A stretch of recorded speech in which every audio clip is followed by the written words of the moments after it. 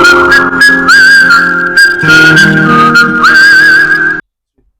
ma'am, ngasidi ay aigi video na te ko.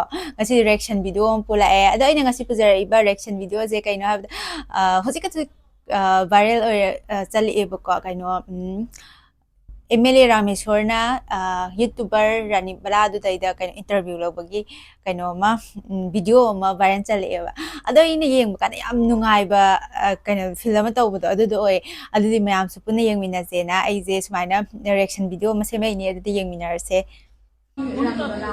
Yung nagkaibigan. Ay, Zay, payang man tayo niya sa dyan bang lagi? Isa din yung panbilo ba? Pero matang pati ko niya. Ay na, jadi kumapan ko ba tayo? Positif ka na balay raw ba? Lagi yan. Narinig na naman sila ka na? Wait, video na na ba? Kasi subscriber ka mo na Subscribers sa Zay, 160,000. Tama na pa ka mo lang.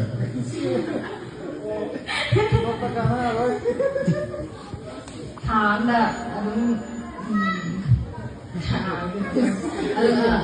Jamjet ama kaino to ro lang ko ba sa adi kasasi sama fix on na dilang ba do ko na video nam lagi ko na bagi matungin na do para 50 Question naman hanggang si question yung pagkumali class yun din.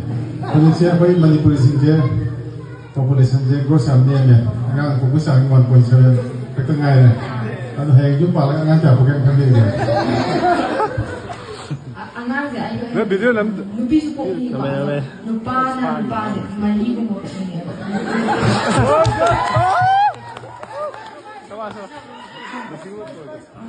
Price, yung mga may pagkang namin na. Ako na mag-try ito.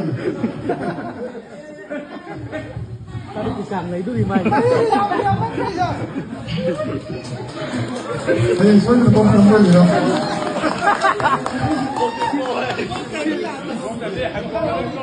Didi mayam su nungai te nukning de ado phajai de hai do comment te thambiramo video si matang selection jar ge bye bye